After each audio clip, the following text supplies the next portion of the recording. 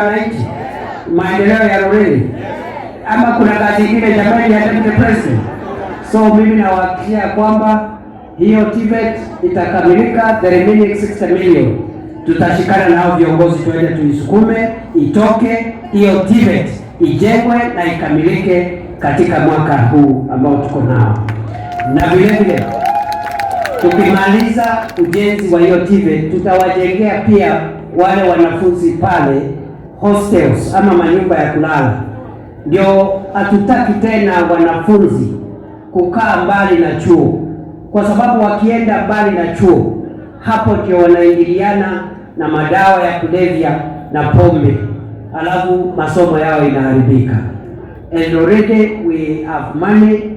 Once the TVET is ready, tuko na pesa ya housing fund ambayo tutajengea hao wanafunzi vyumba 600 vya kulala, na hiyo itagharimu serikali ya Kenya 281 million. And already we have that money, but we need to complete the TVET first. Tuendelee tusiendelee? Tuendelee namna hiyo? Tusongeshe kazi mbele. Kazi ya Kiambaa, kazi ya Kiambu, kazi ya Kenya mzima. Basi unajua ya kwamba pia hapa hata kama Kawajiko hajataja, tunajenga masoko ambayo ni masoko ya wanabiashara wetu mashinani, wafanyie biashara mahali kuna heshima. Hiyo masoko inajengwa hapa kama masoko matatu Kiambaa, na Kiambu County nzima iko na masoko 26, 26 market in Kiambu County alone. Tuko na affordable housing project 17 hapa Kiambu, na tuko na programs ya institutional housing, kujengea polisi, kujengea medical training centers, 15 projects za institutional housing, 17 projects ya affordable housing na 26 projects za market hapa Kiambu County.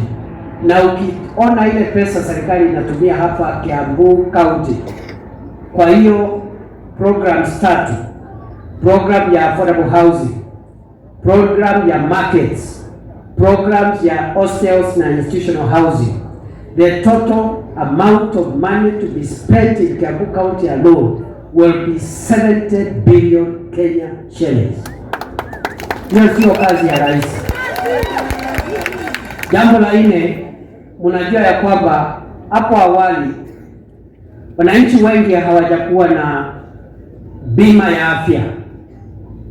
Hatukuwa na bima ya afya kwa sababu NHIF haikuwa inakubalia wewe kama hauna kazi ya kuajiriwa ya mshahara ama hauna biashara, NHIF hawangekubali ujiandikishe kwa sababu hawajui vile utalipalipa hiyo malipo ya kila mwezi. Ndio Rais Ruto amebadilisha mfumo, tukaondoa ile NHIF tukaleta taasisi mpya ya SHA ambayo itapatia bima ya afya kwa kila mwananchi, uwe uko na kazi ama hauna kazi, uwe uko na biashara ama hauna biashara. Na tukasema wale watu wako na pesa mingi, wako na mshahara kubwa, wakatwe pesa nyingi kidogo. Wale wako na pesa ya katikati wakatwe pesa kidogo, na ule hana chochote cha kukatwa, ile pesa ambao wale wako na pesa wamekatwa itumike kulipia wale ambao hawana uwezo kabisa wa kulipa kitu chochote. Ndio tuwe na nchi yenye usawa. Mimi nashukuru sana wananchi wa Kenya, nashukuru sana wana Kiambaa na Kiambu, kwa sababu Kenya mzima sasa tukiongea, watu ambao wamepata kadi ya matibabu ni 25 milioni 25. Hiyo ni kama nusu ya watu wote wa Kenya already wamejiandikisha kwa SHA. Na Kiambu County, mimi nashukuru county government, nashukuru wale wengine wote ambao wamehusika. Kiambu County 1 million people wamejiandikisha, wamebaki 1.4 million kwa sababu population ya Kiambu ni 2.4 million.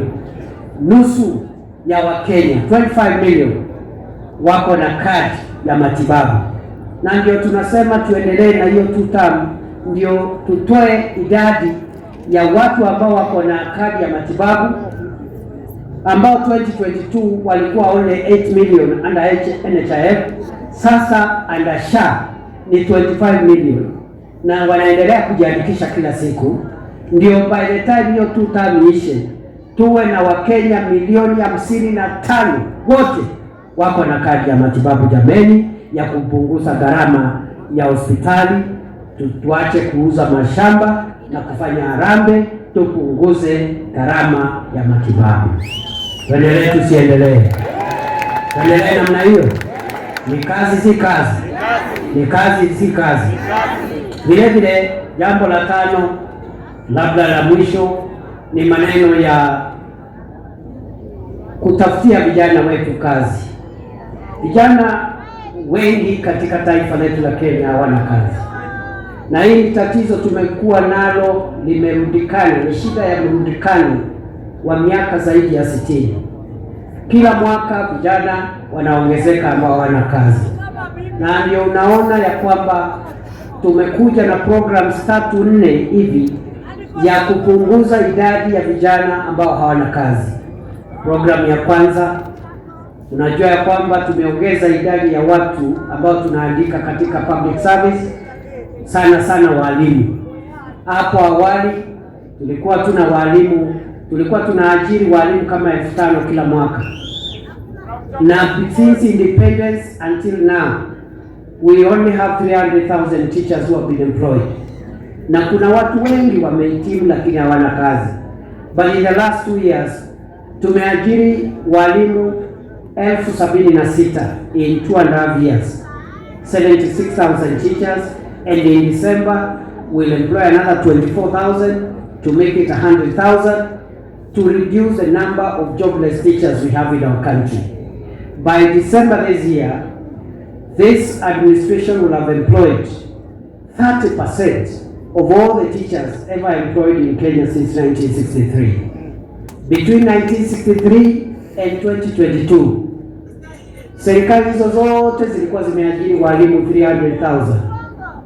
But now, the last 2 years we have employed 76,000 teachers. We'll employ another 24,000 in December and will continue increasing. Jambo la pili, hii program ya affordable housing, hii ya kujenga manyumba na kujenga masoko inasaidia vijana kupata kazi, kwa sababu kuna kazi pale kwa mjengo, kuna engineer pale, kuna quantity surveyor, kuna mtu architect, kuna plumber, kuna electrician, kuna mason, kuna hata mtu ya mkono. Na hiyo program ya affordable housing and market construction already imetusaidia kuajiri vijana kama 300,000 across Kenya.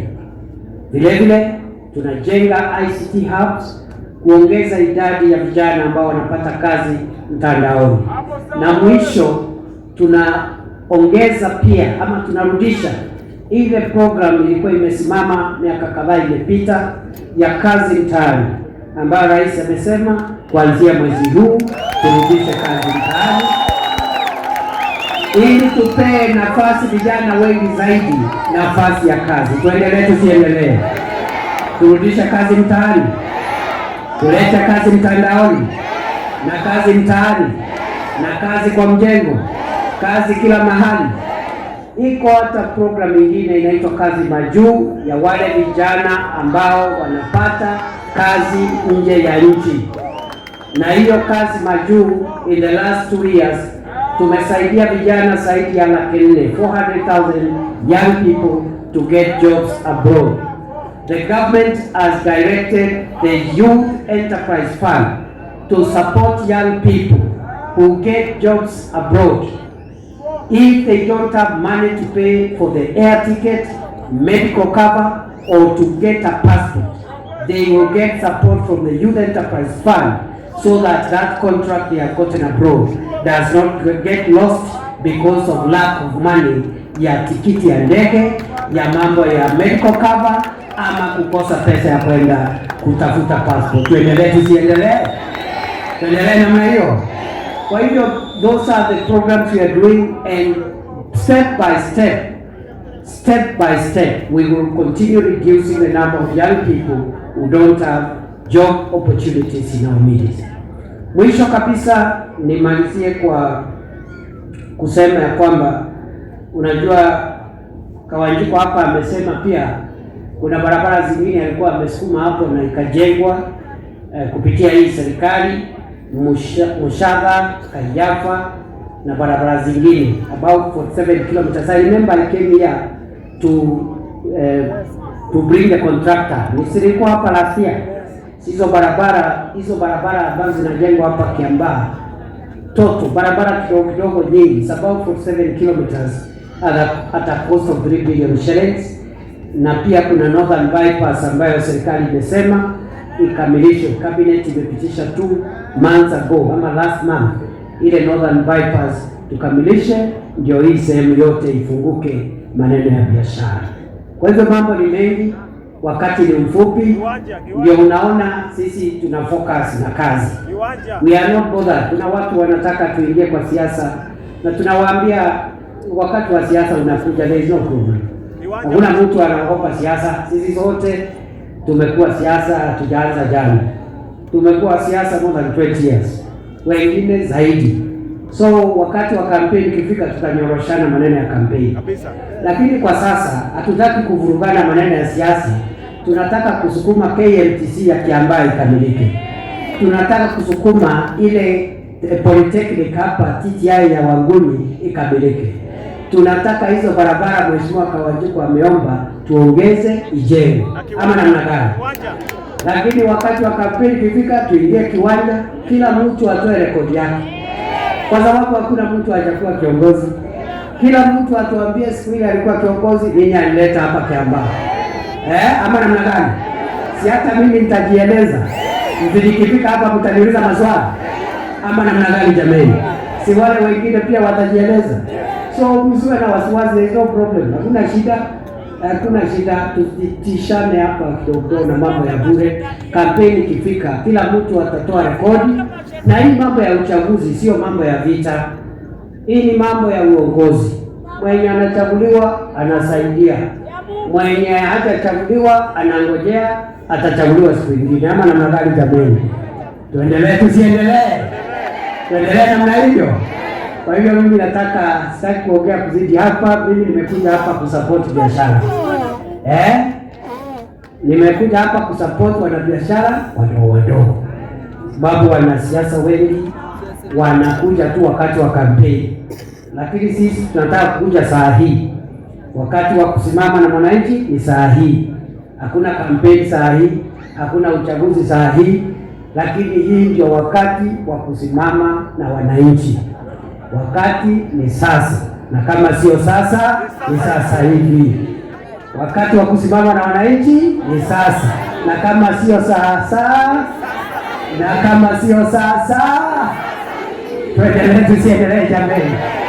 Iko makosa kusupport wanabiashara kupata kuongeza biashara zao? Is there a problem with that? Tuendelee na hii program? Tuendelee tusiendelee? Sasa huyu Kawanjiko alikuwa amefanya ingine, amefanya ya pili, na iko equipment mingi ameleta hapa. Atakuja hapa atanipatia hiyo list tutangaze. Iko mapikipiki na vitu vingi tumeleta hapa. Sio tu mchango ya pesa ama namna gani? Tuendelee tusiendelee? Wewe Kawanjiko niletee